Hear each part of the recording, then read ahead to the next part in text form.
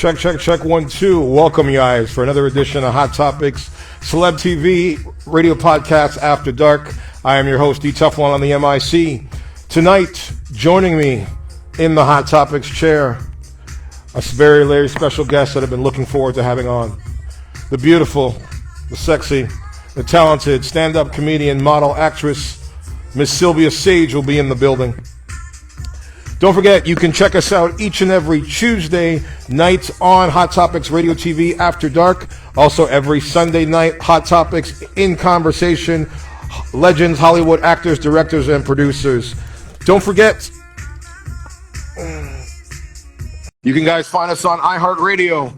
Tonight, as I said, is a very, very, very special night. I want to wish all you guys a very happy Easter. Don't forget, you can check us out, as I said, on Facebook, Instagram, and Twitter under Hot Top Sex Celeb TV. And if you missed this podcast, don't forget you can tune in and watch it this Saturday live at 8 p.m. Eastern Standard Time, 5 p.m. Pacific Standard Time on Hot Topic Celeb TV on YouTube. Tonight, joining us in the building, ladies and gentlemen, she is a legend in the game. She is the beautiful. She is the sexy. She is the talented. She is the one and only indescribable, indesirable, the beautiful Silvia Saige is in the building, ladies and gentlemen. Hi. Welcome, welcome, welcome, welcome, ladies. Yes, guys, thanks for having me. A long time coming. We've been definitely a long time. Guys, if you have a comment or a question that you want to ask Silvia, you can drop it in the comments. We will answer them towards the end of this podcast tonight.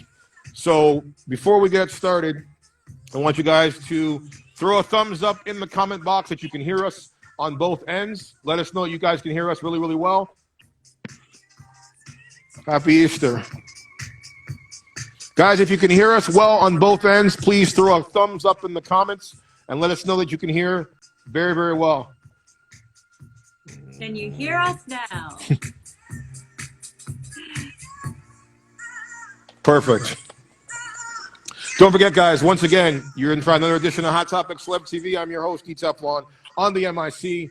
You can find me at D-Teflon and Silvia Saige at Silvia Saige on Instagram. Please don't forget, hit the subscribe button in the bio to the channel, and you can watch this podcast in full this Saturday live on the replay.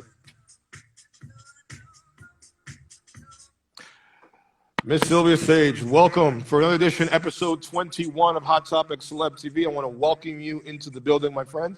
How are you doing? How are you been holding up throughout this crazy pandemic that we were living in? Honestly, I've been doing great. The pandemic was kind of much needed for me. It made me reevaluate and reassess and realize where my real money was coming from and where my real happiness was coming from. And I just refocused everything. And it's been a huge blessing for me, honestly.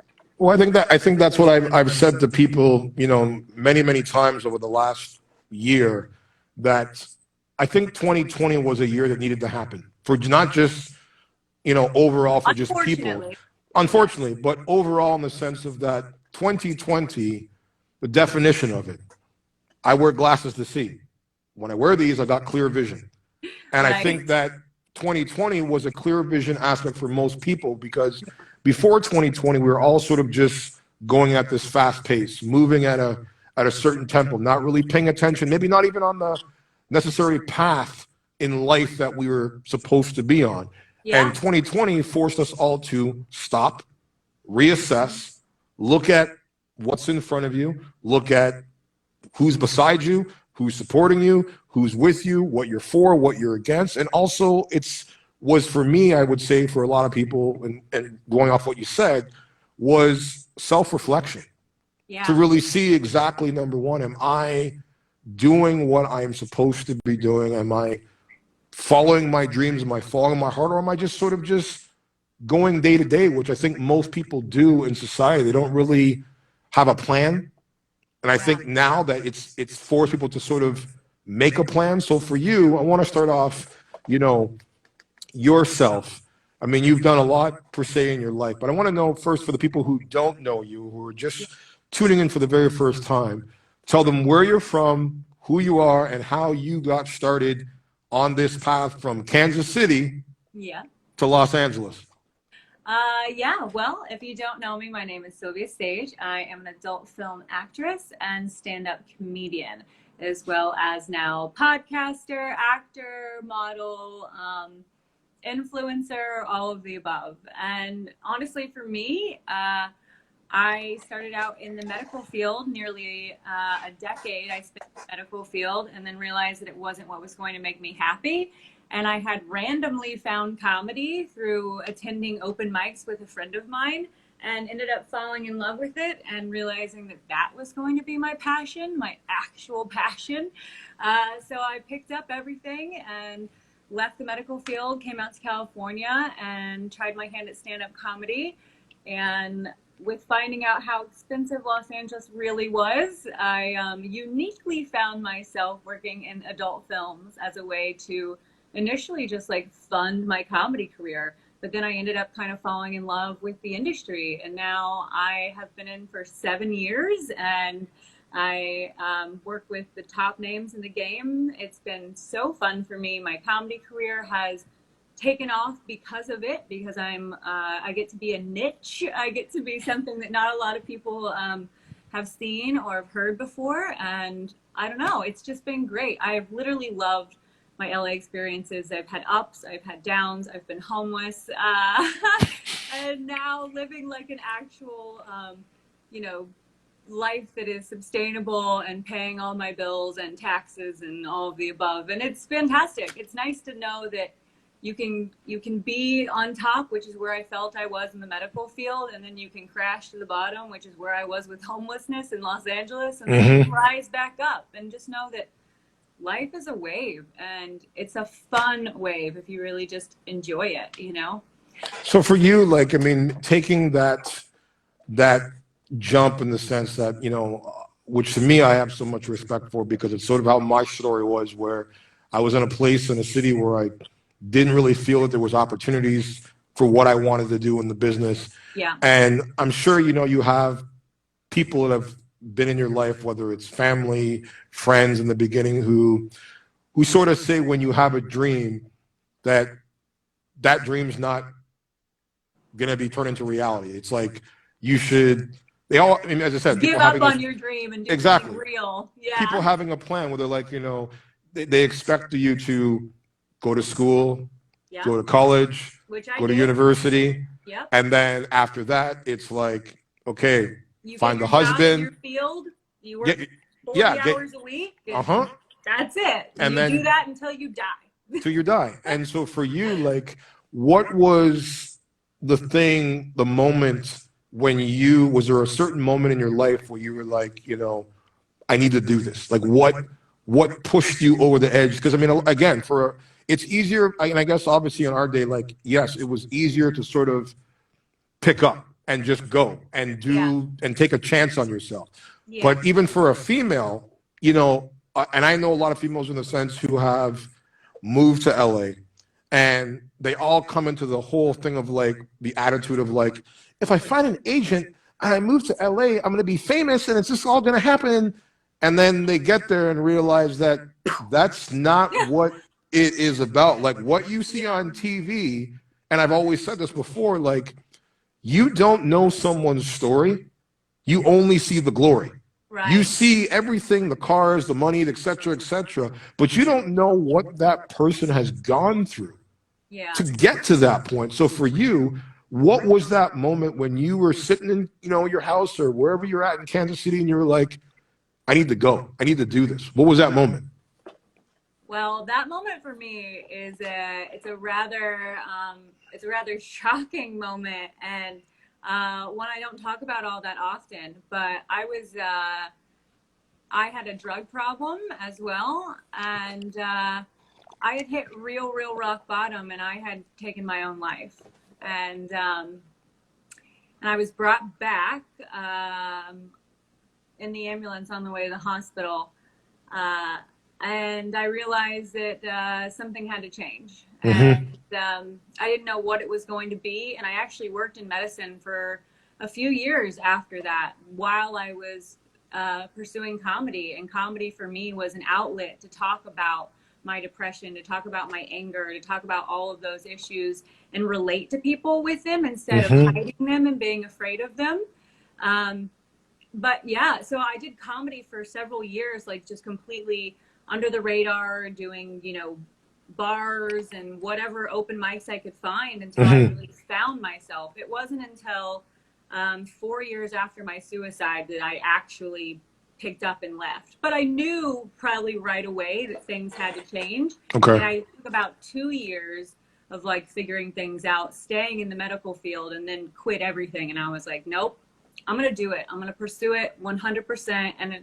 And for me, like when I commit to something, I'm in it. Even if I'm mentally or financially probably not ready for it, if I've said I'm going to do it, my word is my bond, and I will do it. And Well, that's just my mindset. I think that's the mindset. I mean, that because, and this is the thing is what I, you know, it's funny that you named the start of your podcast Raw.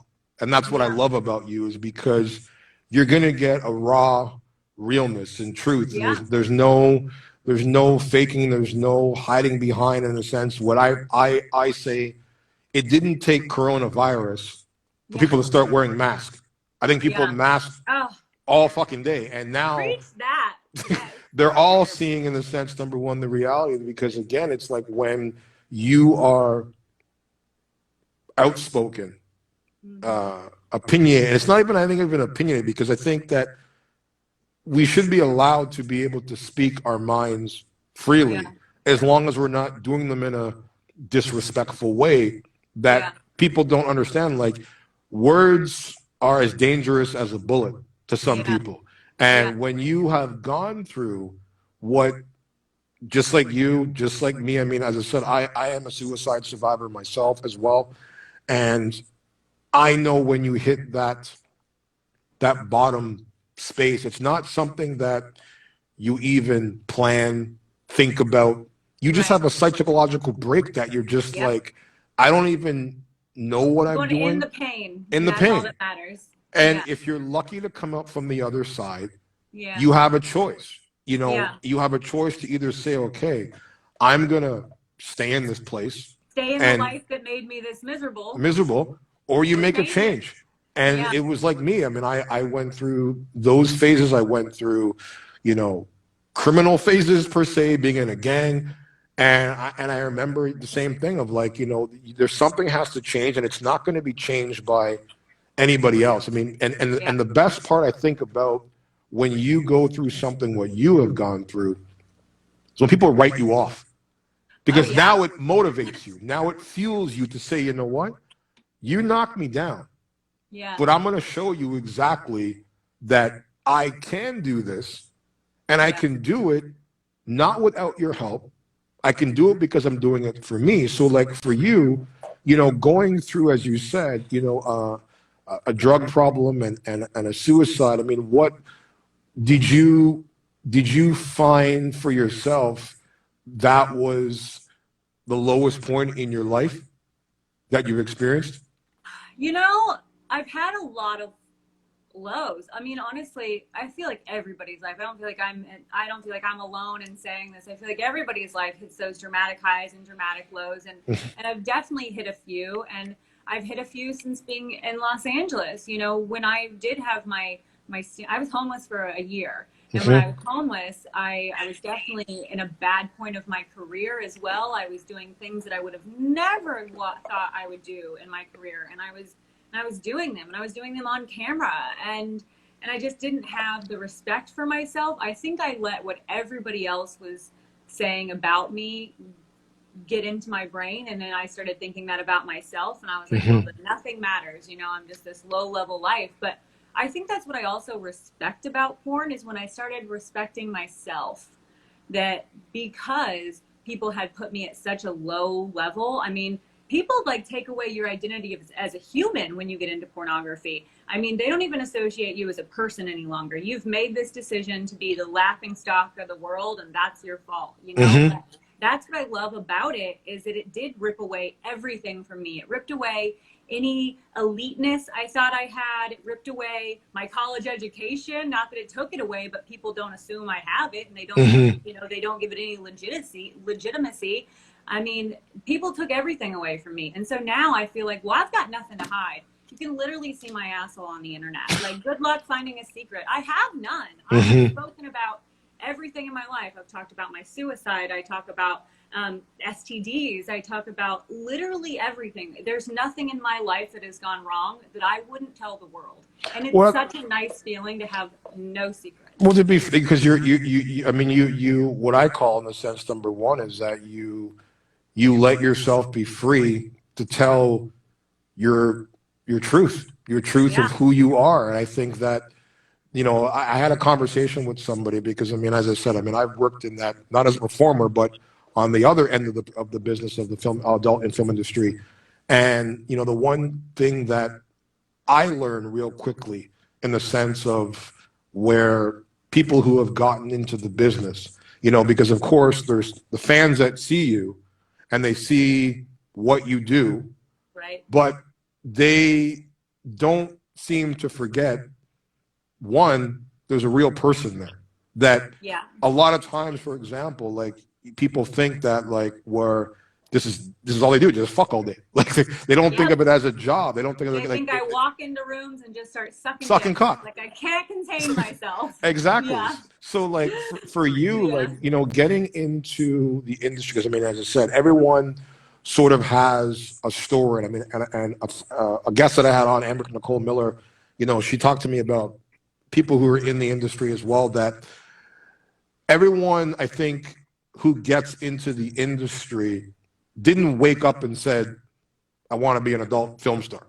They always, she said that, you know, that a lot of it comes from that person's trauma that they experienced possibly in the earlier parts of their life, that if they didn't experience the trauma that they've gone through, they probably would have gone on a different path. So for you, like, getting into the adult industry, was that something that you felt you got into based on trauma, or was it something that you were like, okay, I was either already a sexual person, so I might as well get paid for it, or C, was it something where you're like, as I've said to people, whether you strip, whether you work in a strip club, whether you're a porn star, whatever you do, you know, nobody should tell you or be able to tell you how you go about making your living. And if you're in a situation where you ain't got no family support, you ain't got no friend support, you ain't got no sugar daddy support, you do what you got to do to survive. So for you, like, what was the thing that made you get into the industry? I'd say for me, a good portion of B, for sure. I had a girlfriend who had gotten into the industry right before I did. And she was one of the girls who, like, the day I met her, she was like, oh, I just always really wanted to do porn. Like, she even told me when she met me, she was like, oh, I just think you're so beautiful. I really want to fuck you. And I was like, I'm not into girls, but thank you. And then lo and behold, a few years later, she was my first porn, and she did fuck me, and she got everything she ever wanted. But for me, I was working 2 jobs here in Los Angeles. I was working for a construction company during the day, and I was working bartending at night, and I wasn't doing any comedy because I was just trying to stay afloat because it was so expensive. And I saw her make a bunch of money in 1 week, and I was like, if I could just do a little bit of porn, I could do comedy. And I was a super sexual person. I mean, I'm not going to lie. I had sex with hundreds of people before I got into pornography. Now, granted, I was 30 when I got into porn, but I'm saying hundreds of men I have had sex with prior to pornography. I was very much like the girl who would look for a one-night stand. I used to love one-night stands. It's less complicated, man. Less complicated. I was definitely that girl. But now, I mean, porn changed my sexual prowess in all different ways. I've only gotten more sexual because I'm in my late 30s now, and my sex drive is off of the fucking charts. But I was definitely sexual, but I'm more sexual now in different ways, I will say. But it was definitely not something like, I don't think I told anybody in my life that I was doing porn that went, oh, no way. They all go, okay, saw that coming. Like, no one was shocked by this. Like, I had worked Hooters when I was 18. When I waited tables after leaving the medical field, I waited tables at Twin Peaks, which is a restaurant. You know, I used my looks and my sexuality my entire life. So it wasn't a far stretch for me to do it on camera, you know? So I don't think it wasn't out of desperation by any means, because I do have a college degree and my college has job placement for the rest of my life. I just don't ever want to work in the medical field again. I don't ever want to work for someone again. So I love being my own boss. Like, was the medical field your passion, your first passion? Never. What was your passion? It was comedy. Comedy is the only thing I've ever felt like passionate about, you know? That I'm like, I have to figure out how to make this happen. And it's interesting now too, because of the pandemic. I always thought it was like stand up, stand up, stand up, stand up. And now I'm like, I don't really want to go do stand up in someone's fucking garage or outside at a park. Like, I have other things going on with my comedy, and I've got a movie coming up I'm doing. I have my own series I'm writing. Like, I can do comedy on my podcast, so many different platforms that I don't have to be doing, you know, 10 shows a week, killing myself doing stand-up, making $50 a show. Like, I don't need it, you know? Well, here, the beauty about it, in a sense, obviously, with the pandemic, where, you know, where you, like right now, with what we're doing, like, we got people from all over the world, Brazil, signing in. So it's like, to you, when you use your own platform, which I've always said to people is like, now with everyone being at home, on their phones, glued to their devices, you have your audience that you literally, number one, are getting a bigger audience where, you know, you don't have to have the lump in your throat before you step on stage to wonder, okay, like, is this audience going to turn out? Is this audience going to like me? Like me. I already know the audience likes me, or they wouldn't be here. Exactly. You know, so like for you, like when you first, in the sense, as I said, you know, got into the adult entertainment industry, was it something that, like, once you did it, did you ever have any regrets of getting into the business? Because you said that, you know, it didn't start off the way that you I had so many regrets.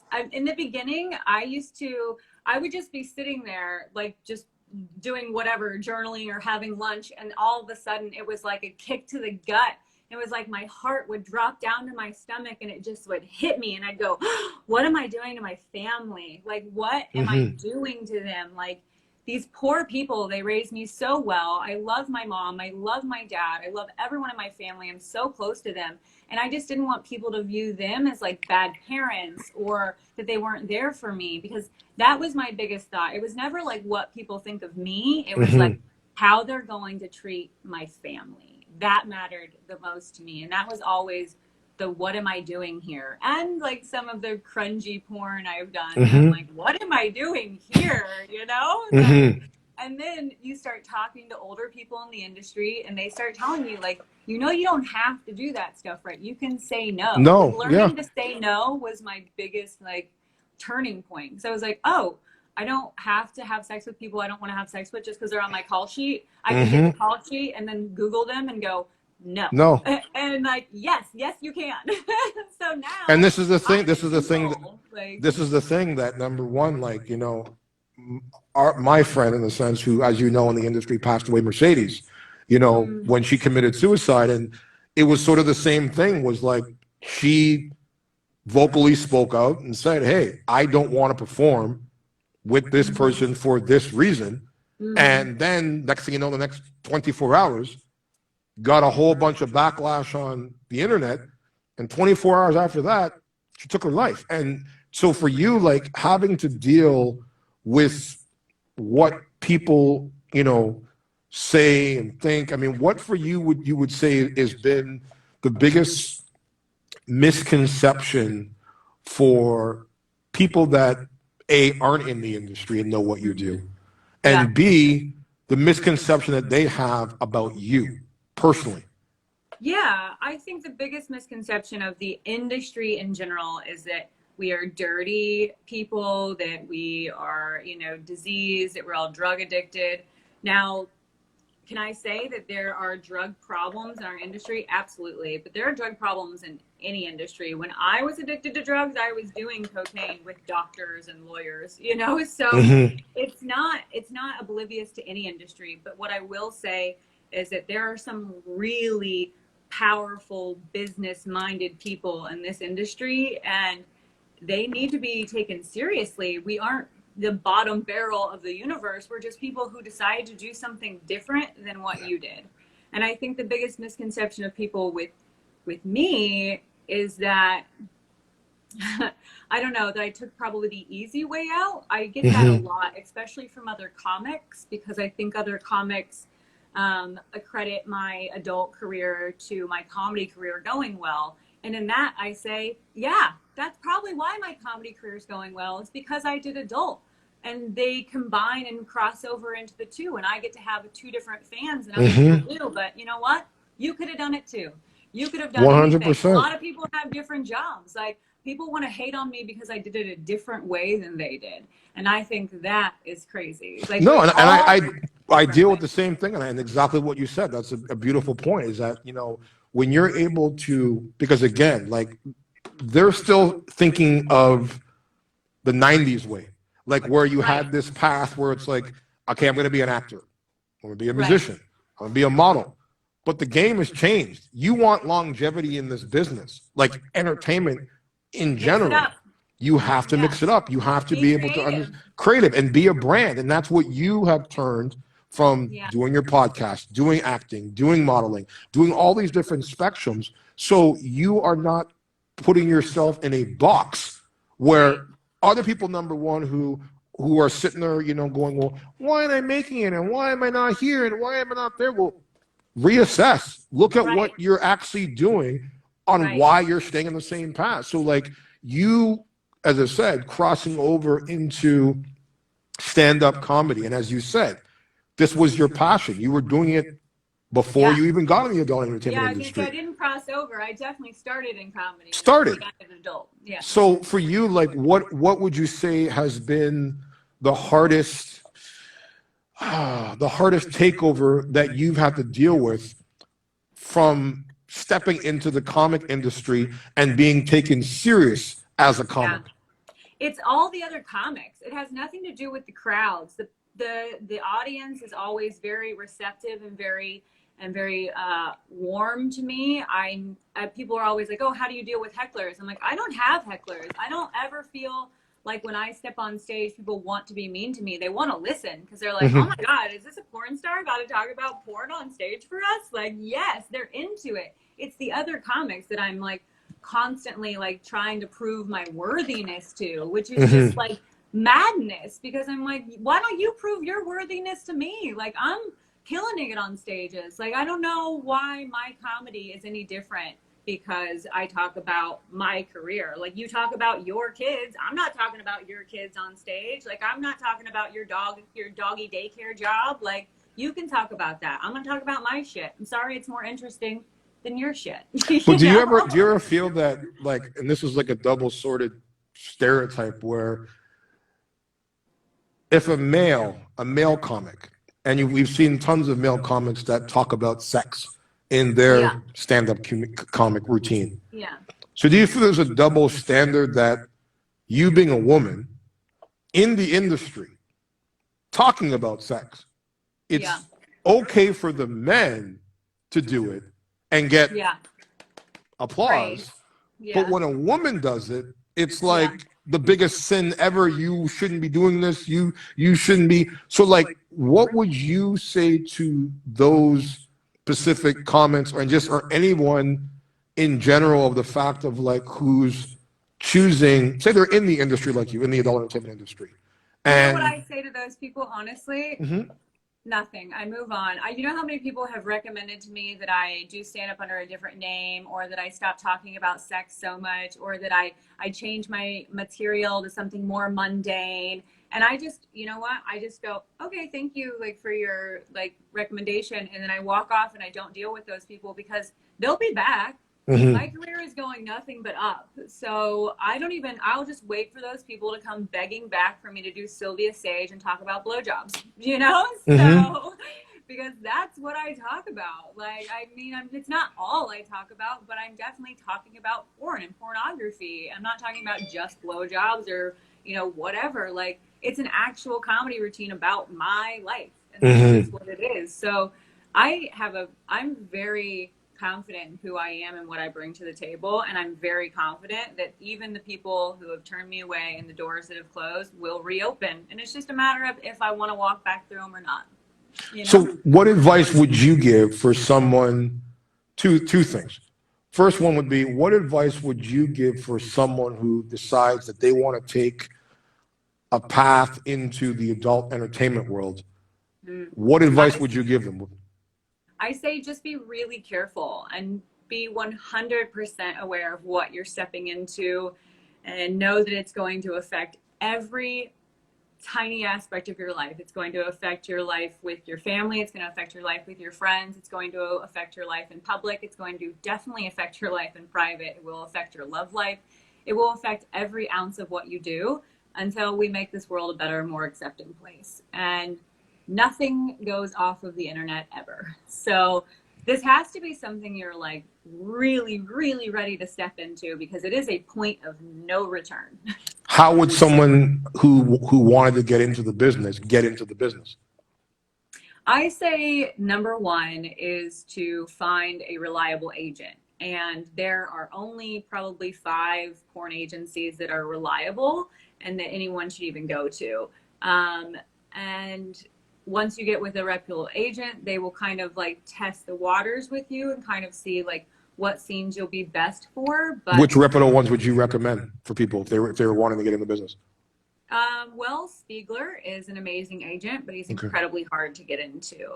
OC Models is who I'm with. They're a very good agency. There is Society 15. They're a great agency. I've been with them before. 101 Models, I've also been with them. I've been with Hussy Models as well.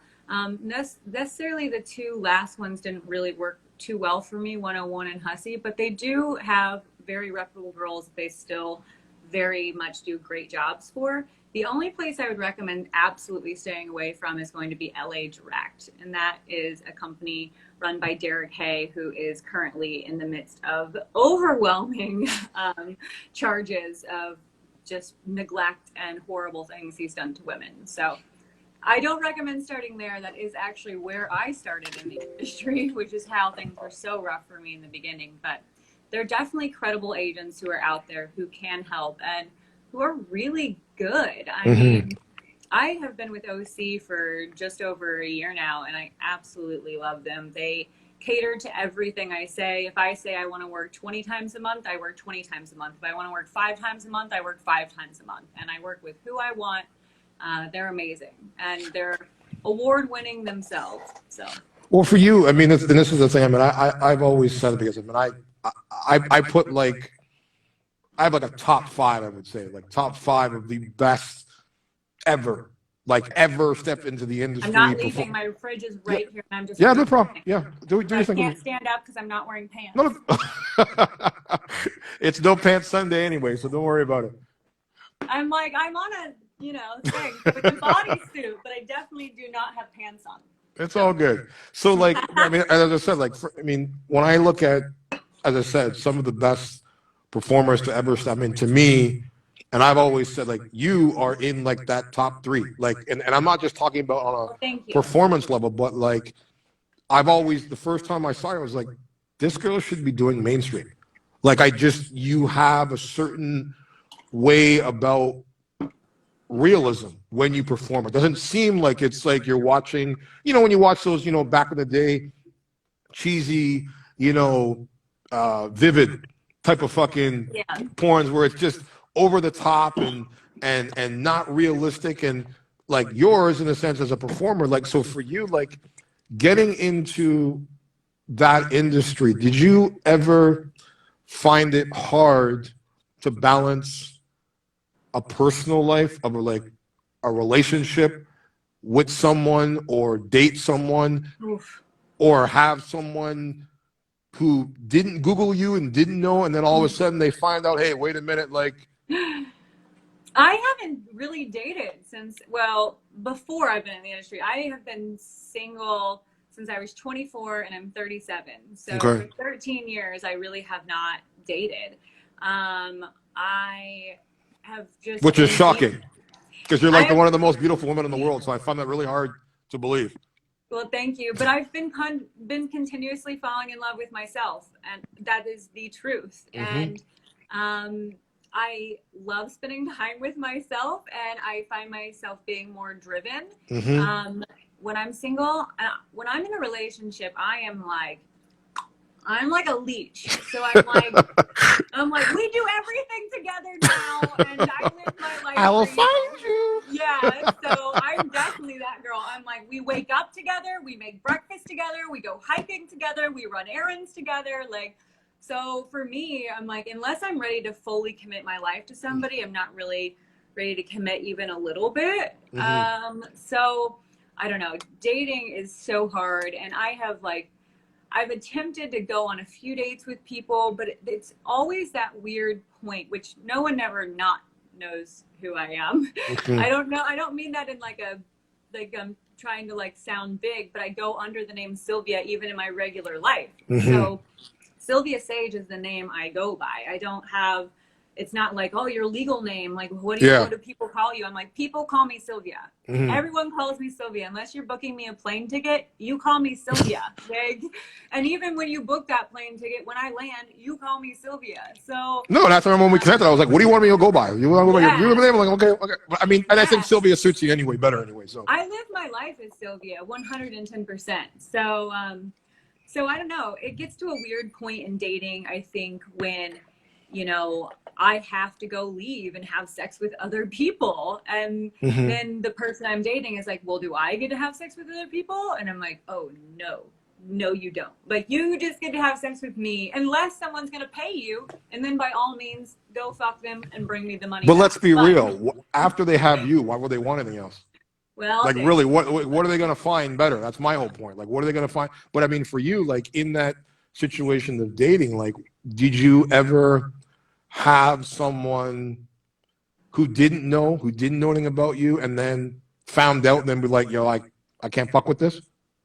Not that I know of. I don't think so. I do think that, like, I think another thing is, like, if their family were to find out, I think that's another aspect of, like, hard to date. Because I don't think anybody that I've met didn't know, but, like, I don't know. People want to, like, hide you and keep you hush-hush and, like, not announce you to the world. And I've never understood that. I mean, listen, you're dating me, I need you to hold me up like the cub on the Lion King to the world, you know, and be like, this is mine. Look at mine. Like, that's what I want to be to you if we're dating. You know? No, and I hear you. I mean, because I mean, where you deal with that, I deal with it on a different way with race. You know, I've dated mainly Europeans. You know, and majority of my exes have been Italian or Portuguese or Lebanese or Spanish or whatever, and it's always been. I mean, true story. Like a couple, you know, many years ago, I was after I got split from my ex. You know, I dated this girl, and we knew each other for a very long time. And I mean, I just like you, I've been single since 2004, since my split, because I'm tired of being a secret. Like, it's like they'll sleep with me, they'll hang out with me, they'll want to be on the red carpet with me. But I remember one time I was driving in the car with this girl, and she's a grown ass woman, just like you. And she's like, the phone rings, and she's like, shh. What the fuck you mean, shh? She's like, shh. I'm like, what do you mean, shh? You're not gonna be louder when you answer the phone, by the way. So she's like, shh. So then she's talking, whatever, and then she gets off the phone. I said, what was that about? And I'm very blunt, just like you. And I was like, let me ask you a question. I said, and I've known this girl, as I said, for probably like 15 years. And I was like, does your family know that I'm black? And she was like, she went just real quiet. And I was like, do they know that I'm black? And she's like, well, D, you know, and this is the classic line that like you get, well, you're a porn star. I get, well, D, you wouldn't understand because they're old school. I'm like, so old school is basically the definition of racist because that's what it is. Like, just let's be fucking real. Like, there's no, it's a polite word that you want to use, but it's what it is. And I'm like, you're a grown ass woman. You should be able to make your own decision. It shouldn't be about what somebody thinks. And I think even with dating, because I've dated a porn star before.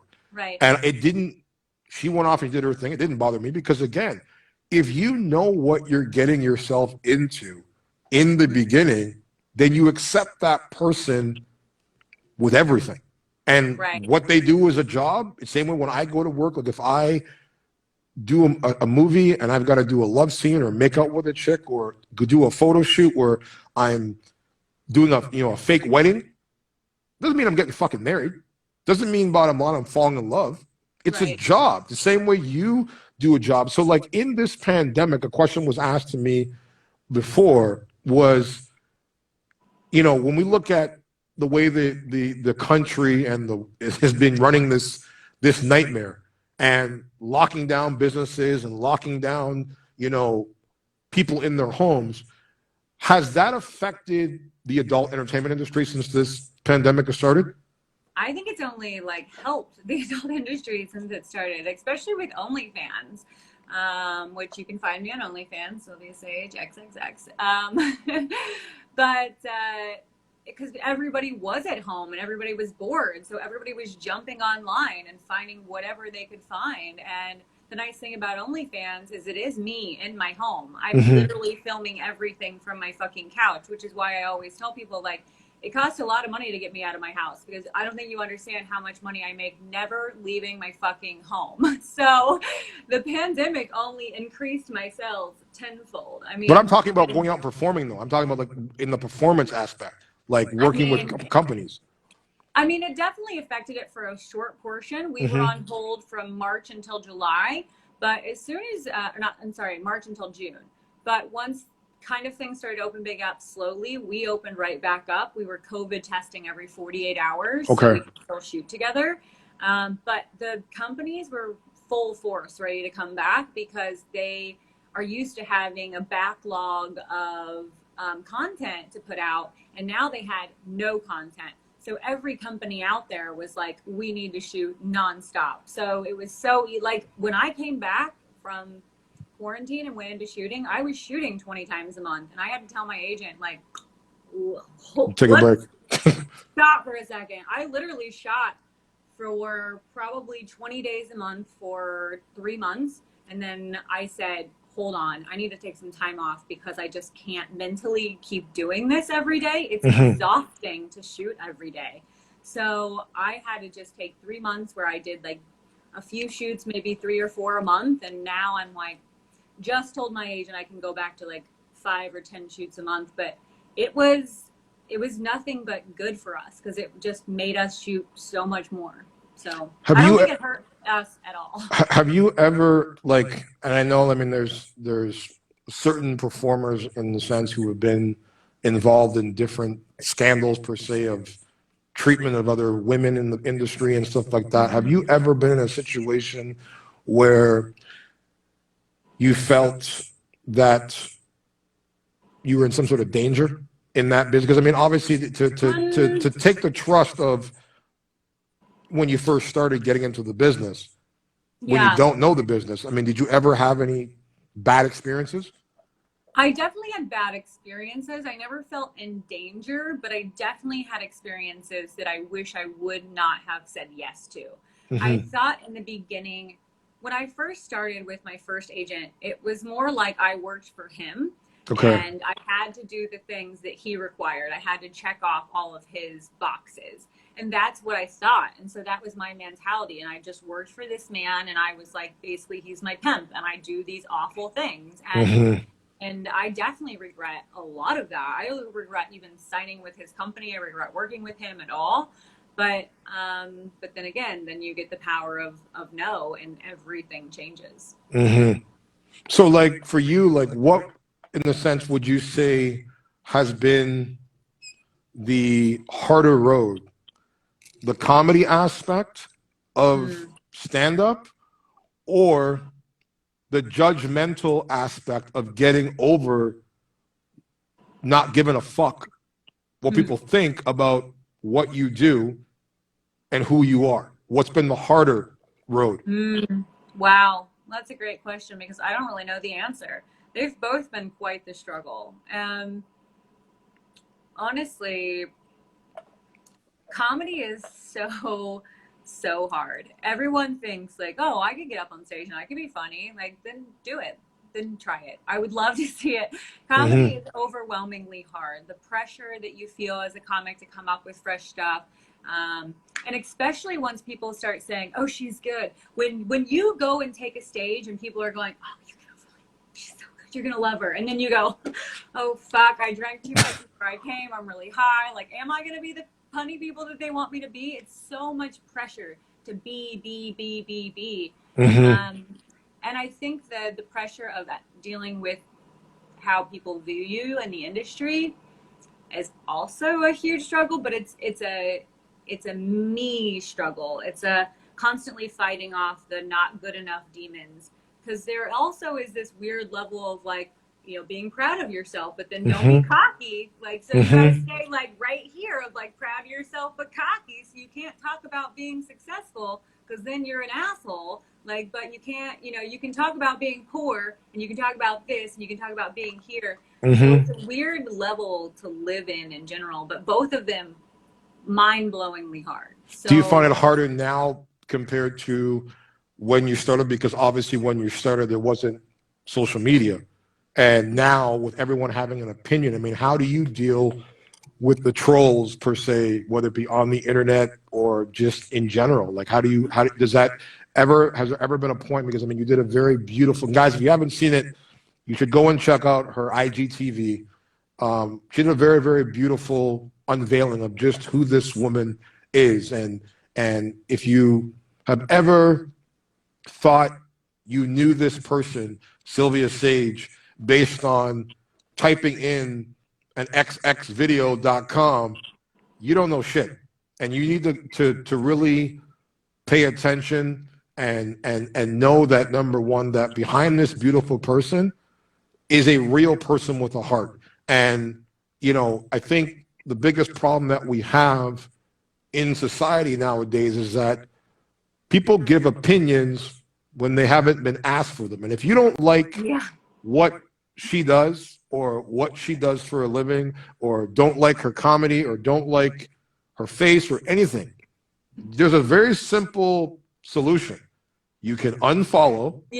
You can remove yourself from the equation, and problem solved. So for you, like, have you ever had to deal with even just as from the trolls, but like from your own personal family, ever having to come to you and be like, you're ruining the family name, or you shouldn't be doing this? Or, you know, never my family. Now, I think my mom probably struggled the most in the beginning because she's really religious. But even then, like, my family's never made me feel disgraced or unloved or anything like that. It's only been, you know, honestly, the random strangers or bitter comics. I feel it from bitter comics quite often. And honestly, I like to stay one level above, and I try not to go down to that, and I try not to dig back, but I'm human. And there's definitely been times, and there was a time literally yesterday where I fought with a troll and I went too deep into it. And then a buddy of mine who I often look to for advice, I literally love him, he called me and he literally said, he was like, don't feed into them. All they want is a response. He was like, silence is golden. Leave it alone. And I was like, know what? You're so right. And he goes, go hike Runyon. And I was like, okay. And I did. And I went and hiked that's Runyon. your spot. I know you love that spot. You're always It's my running. mental clarity. I love it there. And afterwards, I called him and I was like, you're so right. And I was like, now I'm just mad at myself that I even responded at all, because I should have never even went there. But I think the thing is, it hurts me the most is other comics telling me I'm not a comic. That's the thing that really like hurts my ego. And that's what I actually made the IG post about. It was another comic had written next to my name in a green room, like, ooh, why? Like, why would they have me at that comedy club? And it's like, that's the thing that hurts me the most, is because it's my biggest passion. It's what I spend the most time devoted to, and people don't give me the credit for it because I also have an adult career. But do you feel it's because you have an adult career, or do you feel that if the roles were reversed and it was a male adult film star becoming a comic, would they have the same result? They would love it. They would love it. Everybody would invite him out to everywhere. All the comics would invite him to their house to shoot the shit. He would be everybody's biggest acquaintance. Like, he would be on all the stages. But because it's a woman, it's also like, I don't know why she thinks she deserves to be here. I'm like, well, because I've been a comic for 9 years. So that's why I deserve to be here. Well, it's sort of what I had said to you before when I kept on asking you, when I was like, look, I want to help you get out there, but you need to get the material documented, because I think that's the biggest piece for you, that you, as you said, when silence is golden, where you don't have to say shit, where if you have something to physically show, like in the sense of your product and what you've done, and it's put together and it's packaged together properly and it's marketed properly, then it's not going to be about what she looks like, what she's done in the adult world. It's going to be like, okay, she's a comic. But when I tell people, when they don't know, because I mean, it's like I see, for example, on Instagram, you got girls who will submit shit to us, and they'll be like, I'm a model, I'm an actress, I'm a friggin' artist, and I go into their bio and I see it, and I'm like, okay, well, do you have a portfolio? No. Do you have a demo reel? No. Do you have an IMDb? No. So I'm like, explain to me how the fuck you are these things. Right. When and I have reels. I have plenty of comedy reels. I just don't share them online because I share them with bookers. And I always tell people, if you want to see me do comedy, buy a ticket and come to the show. No, and that's fine. But that's where I think for you is the missing piece to shut those fucking haters up. Because once they see, okay, if they Google, whether they Google in the sense, number one, and they find your porn, but they see the same large amount of content of your comic stuff, it's going to change the perception. I mean, for you, like, what would you, with that stereotype, what do you feel should be done if you were to be able to change the landscape? What advice would you give in the sense for the bookers, the people who are in the comic business, to change that stereotype? Well, I say it all the time, actually, because I always say, people are like, oh, what's your end goal? And I'm like, well, my end goal is I want to do for sex and sexuality what Ellen DeGeneres did for being gay. Ellen DeGeneres is one of my favorite comics. She's someone I totally idolize, because Ellen DeGeneres did something completely out of the norm. Before Ellen, you didn't see gay people on TV. You didn't see gay people kissing.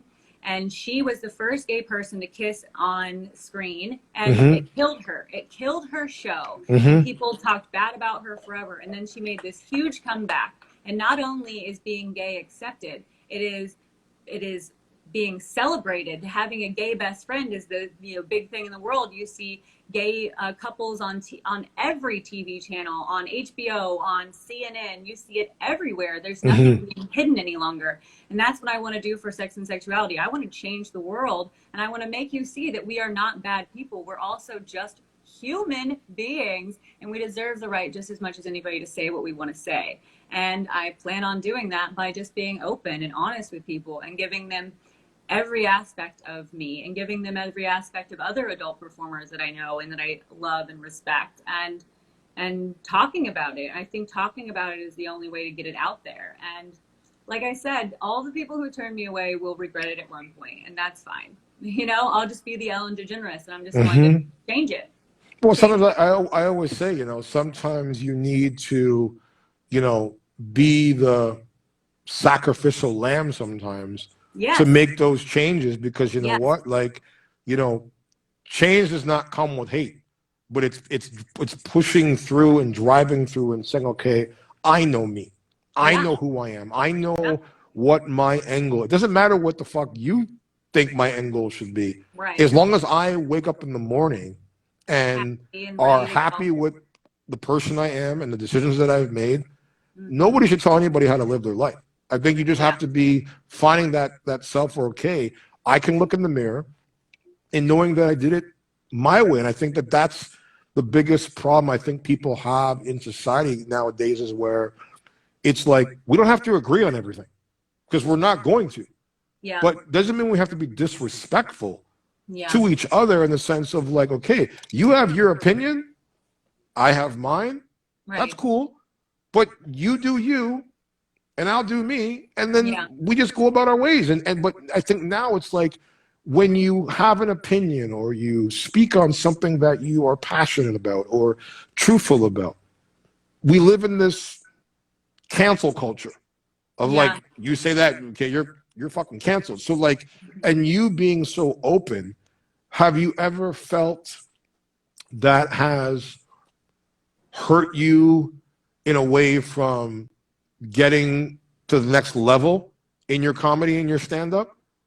I think I felt like it did in the beginning, and I was afraid to be open and honest and truthful about everything, but I don't feel that now at all. I feel the exact opposite. I feel like the more I open up and the more I tell people, the more fans love it. They love that they can identify with the struggle. They love that I haven't just been on top forever. Like, people love knowing the ins and the outs, and I feel so blessed to be able to like just be honest with people and like give the love back to me that I've like wanted for so long. You know, I felt very alone and for a long time, and I think adult and comedy both have just like made me feel like I have this huge community around me of like support and just like, go do it, be you, be your authentic self, and it's so rewarding. So when you just said, when you're feeling alone and going through, you know, the mental health, what do you do to get out of that state? Like when you were going through these rough patches and these rough moments, and even right now, I mean, us being in the fucking house, I mean, yes, I'm like you, I like my alone time, I like being by myself, but I also miss being on a fucking set and working and doing things that I'm passionate about. So like, how do you, with this pandemic, I mean, how do you keep yourself motivated mentally in the game to be like, okay, I gotta keep going? I'm really big on journaling. I journal every single morning, and I, you know, give my things that I'm thankful for and the things I want to do with my day and how I'm going to get to the next level. And so I'm very self-motivated. Working out is huge for me. That gives me my adrenaline rush I need for the day. I meditate when I need to. I don't meditate all the time. I wish I did. But when I need to, I do. And I read tarot cards. I do everything that's like the California connected to the universe way. But honestly, for me, being out in nature and connecting to the world is my biggest way of like regrouping, because I think I can get into my own head pretty well, especially being in my little box of an apartment. But when you get out into the world and you're breathing and you're listening to the birds and you hear all the trees moving in the wind, and it's just like, you're like, what? There's so much in this world, and we're all so little and so insignificant if we just like, fuck it. Fuck all the things that might be pissing me off that day and just let it go, you know? Do you ever see yourself like settling down and having a family? I don't want children. No. I have 13 nieces and nephews and 2 godchildren. And I have 2 little sisters that are adopted that are 12 and 5. So I have so many children in my life. I love being the fun aunt who flies them out to go to Disneyland. I love being the person who can go to, you know, when the world works, I can go to London on the weekend because I have nothing holding me back. Like, I love that aspect, and my dreams and desires are to travel the world and to change the world and to unite the world. And I don't think that involves me having children. So I mean, you found that perfect partner who was like, I would love the perfect partner to travel the world with me, mm-hmm. but they would have to be on my level, if not above my level, because I need someone who can push me. I am such a motivating factor in my own life. So they would have to be like, I mean, I'm up at 5 every morning, like raring to go. Yeah. So this person is going to have to be up at 4:30 making me breakfast, you know, like Mm-hmm. they're going to have to book the plane tickets. Like, I want to do what I want to see. And whoever is my partner is going to have to really step up a big game, because I'm so in love with myself and I love doing things solo, and I love meeting people when I'm out solo. So for me, like, as much as I would love a partner, it's a big, big void to fill. Like, I don't know how anyone's going to do it. Well, you are a wild woman, but I mean, I think that's the beauty about it, is that you're so adventurous and Yeah. open. And I think that's where you have to find, even for me, it's like trying to find that person, especially in our industry, when you're in the public eye and people know who you are, to be able to find that balance, to have somebody like, look, that's my other life. This is who I am. So have you ever been on a situation like where you've been on a date or been in a public setting where, as I said, someone didn't know what you did, but then all of a sudden, like, you've had a crazy encounter with a fan and they were like, hey, I saw you, like, and they're like, what the fuck what do you do? Like, did you ever have a crazy moment, like a crazy fan moment? No, I mean, I've had fan moments, definitely. And I will say, can I just throw this out there? I literally love when fans come up to me. It makes my day. I was out to dinner last week with a friend and had a fan come up. And he was like, I hate to interrupt. And he was like, but are you Silvia Saige? And I'm like, woof, beaming. I'm like, yes, I am. Like, I took his mask off, kissed him on the face. I'm like, I don't care. I'm vaccinated. I don't give a fuck. But I'm like, I just love it. It makes me so happy. So for you, like, what would this Silvia Saige today say to the younger Silvia Saige? Oh my God. I would say, girl, pull your head out of your ass. Stop spending all of your money. Save it. Take yourself more seriously. Believe in yourself. And say no to a lot more things. Tell me about your podcast for people who haven't seen it. Yeah, my podcast is called Sexy Funny Raw. It's myself and usually I have guests where I have porn stars or comedians who will come on the show, and we all talk. It is always sex education, so it is some way to teach you, whether it be a lesson in relationships or a lesson in sex. It's sex education with a porn perspective, and it's a funny way to talk about the issues and concerns and funny things that happen in sex and sexuality. So you're like the new 2020 Shane's World. Yeah. Because I mean, that's the thing. I mean, I used to watch her stuff back in the day, and she actually, when I met her the first time, I'm like, you realize you made my sex life better just because she had an episode with Nina Hartley, and it was teaching how to properly eat pussy, and that is like many people don't know that. Exactly, and that's the thing. It's like, for me, I've always told guys, like, you know, like, anyone can go down there. Yeah. But knowing what the fuck you're doing is a whole other story, because you got to remember, you know, women, when it comes to them sexually, it's so much easier in the sense for a man to be pleased. Like, oh yeah. But women, there's a technique, you know, you can thrust right in the middle, or you can work around the edges, and you can, you know, and I remember I was like, this shit ain't gonna work. And when I did it, it was like the first time I ever made someone spray, and I was like, holy fuck, like, this shit is, and I went out, I learned, and I think that's the, you know, the beauty about where I say, like, we live in a world where sex is thrown in our face daily. So that's why it's very hard for me to understand when adult film stars get the rap that they do, that they're dirty, they're this, they're that, and all these other things. I'm like, you do the same shit in your real life. They just have the balls to do it on camera and get paid for it. So does that make what you do behind closed doors any different than what they do? And that's where I'm like, for you, like, what has been the biggest misconception, even when you're dating, like, of somebody who has dating a porn star?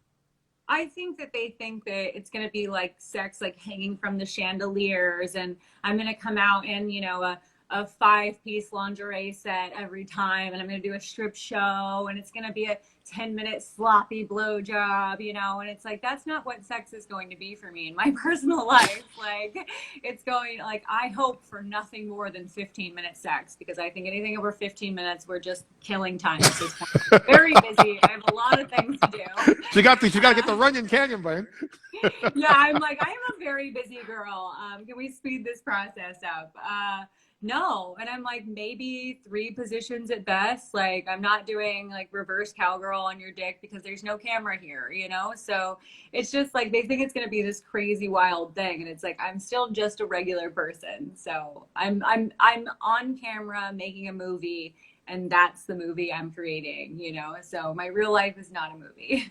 Do you ever, I mean, how long do you think you want to stay in this business? Do you see yourself leaving it at any time? I am dwindling out by choice. Not that I'm leaving anytime soon, and I say this to everybody, just that I have found more passion doing other things, including my podcast and more mainstream acting. So I'm fading out, but not anytime soon. And I have no way to put a time limit on it, just because I thought I would be in porn 2 years, and here I am 7 years later. So who knows? What for you is the ultimate success for Silvia Saige? The ultimate success for me, honestly, has nothing to do with pornography. And the ultimate success for me is traveling the world with the person that I love, and cleaning the oceans, and keeping the homeless off of the street. That's the main goals for me. I want to start charities and give back and make the world a better place.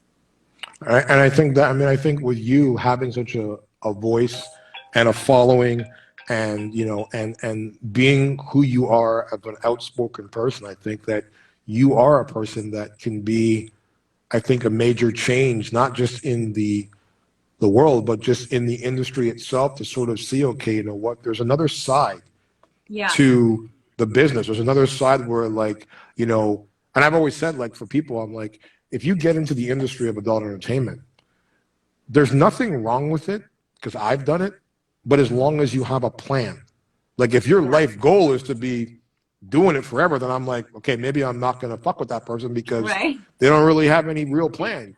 But if you have a plan to say, okay, I'm saving my money and I'm getting out of it, like, or, you know, even for example, like my friend Lisa Ann, who's like the queen, you know, she used her notoriety and fame to do what she's doing now. And she's been able to have that sustainable career after the industry. And yeah, she gets booked and whatever and does appearances and stuff, but she's still doing what she's passionate about.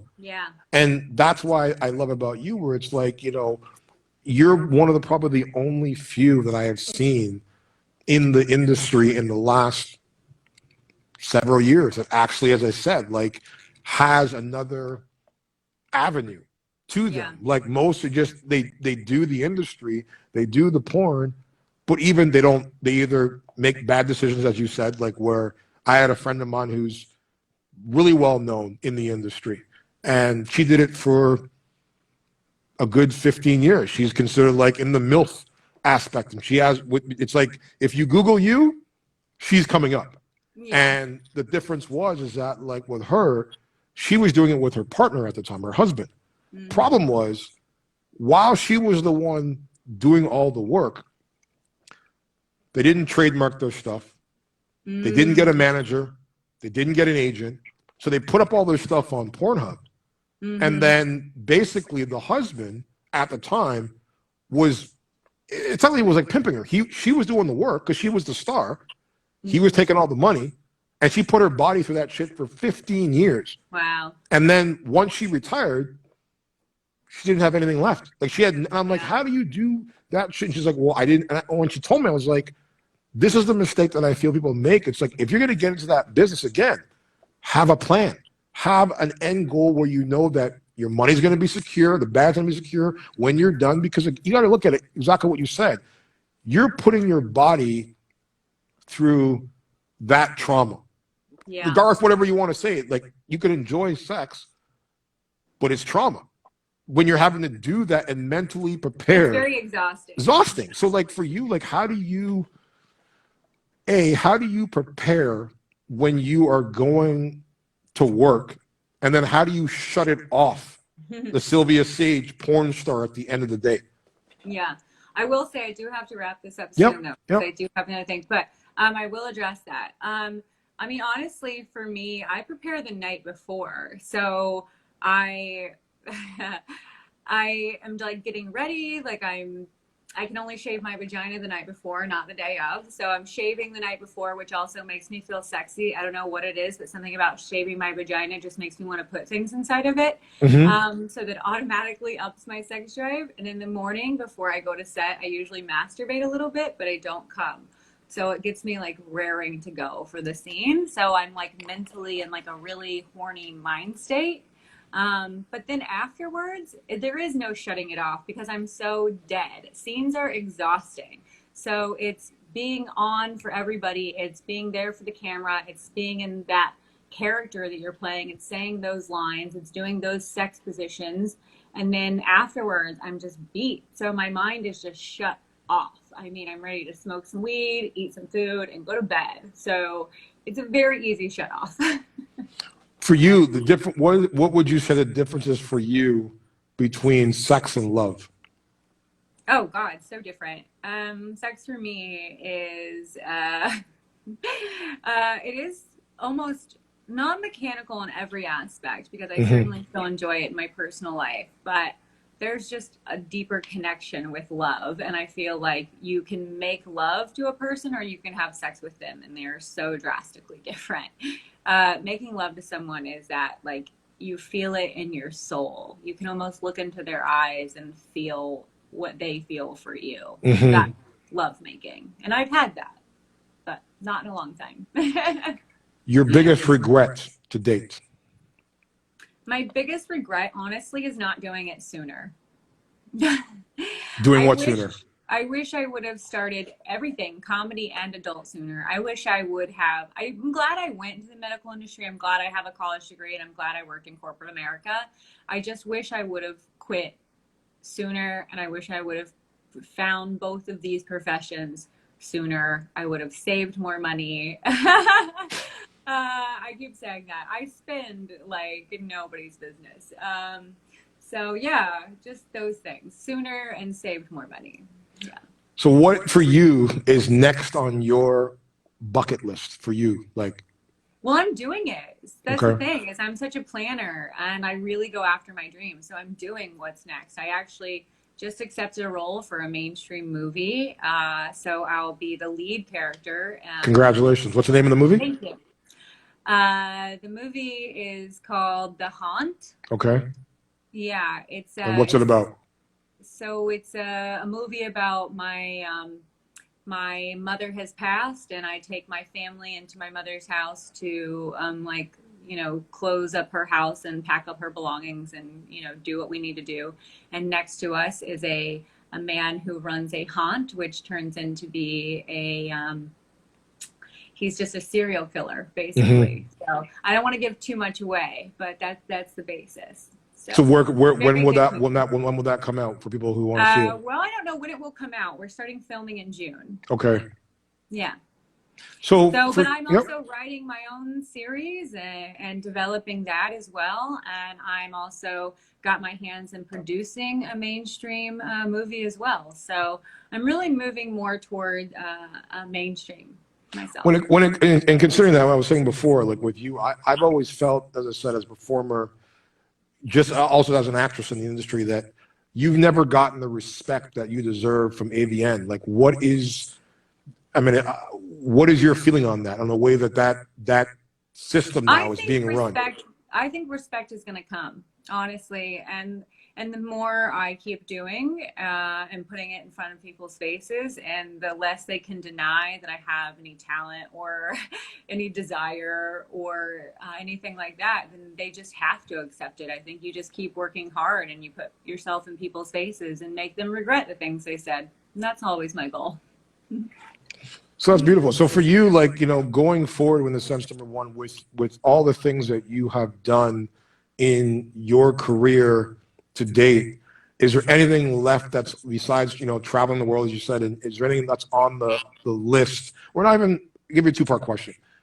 What would you say after you vulnerability gave yourself in your IG video the other week for the people who are watching right now all over the world? What would you say for those people who don't know who Silvia Saige, the woman, is, who you are? I would say that I'm a very driven, very caring, very loving, very emotional human. And I think that I'm funny and talented and hardworking. And I think that the world is going to see a lot more of me coming up soon. Biggest inspiration? Oh my God, I have so many.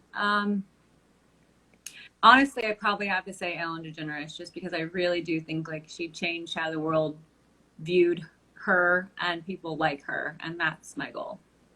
Okay, we're gonna do word association quickly, and then I'm gonna let you go. Let me think here. I'll start off with the first one. Ellen DeGeneres. Happy. Robin Williams. Ugh, sad. Russell Peters. Hilarious. Can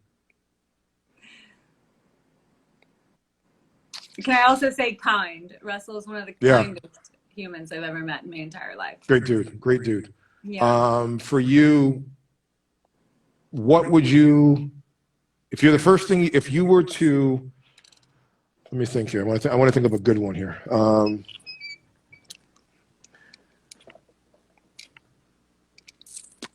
Favorite food? Mashed potatoes. Favorite drink? That's a tough choice. I don't know. Whiskey, wine, tequila, water. In that order. Favorite movie? Oh my gosh. Pulp Fiction. Favorite actor?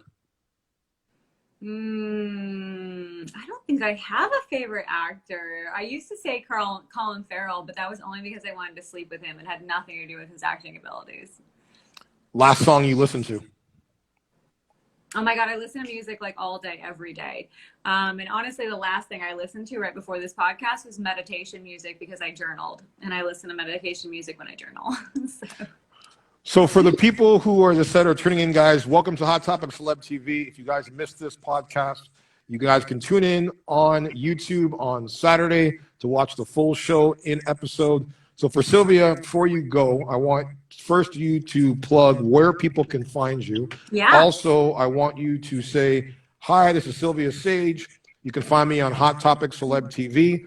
Also, you can do another one saying, hi, this is Silvia Saige. You can find me right here on DTeflon.com. Of course. Hi, this is Silvia Saige, and you can find me on Hot Topic Celebrity TV. And also to all the fans out there who did not get their questions answered, I am sorry. You can. Well, we can take about three, 4 questions. Hold on a second here. So. But you can find me on Instagram at Silvia Saige, the Silvia Saige, only with a blue check mark. On Twitter at Silvia Saige XXX. On OnlyFans at Silvia Saige XXX, and OnlyFans at Silvia Saige XXX. Okay, guys, we're going to take a few questions before we let Silvia go. Also, one more, Silvia. Can you say? This is Silvia Saige, adult film star, stand-up comedian, actress. You can find me right here on DTeflon.com. Hi, this is Silvia Saige, adult film actress and stand-up comedian, and you can find me right here on DTeflon.com. We'll do it again. Yeah. DTeflon. DTeflon.com. Teflon. DTEFLON.com. So DTeflon. Yeah, Like Teflon, like the protector, like my name. I know, right? Okay. So we'll do it again. Hi, this is Silvia Saige. I'm a stand-up comedian and adult film actress, and you can find me on DTeflon.com. Okay, so this question is, Silvia Saige, if you met someone in the future and you fell in love with that person, would you marry them over time? Yes. I have no problem in getting married. It's the children I have a problem with. Marcus Stone, 1993. Is there any place in the world that you'd like to travel and why? Yes, I want to travel everywhere in the world, only because I want to meet all different types of people. The one thing that I think I love the most about leaving Kansas City was leaving behind everything I thought I knew and moving to different cities and different countries and meeting people has been my favorite thing I've ever done. So I want to go everywhere, but I think probably my biggest bucket list is going to be Africa. Wow, that would be a dope place to go. Yeah. Let's see here. 2 more questions, guys, and that's it. Okay. Hold on. If you have a question, guys, drop it in the comments below. What's your favorite thing in this entire world? Oh my God. Marijuana? What are you, Alexis? I'm like, marijuana is my favorite thing in the whole wide world. I love it. Okay, one more question here, guys. Okay.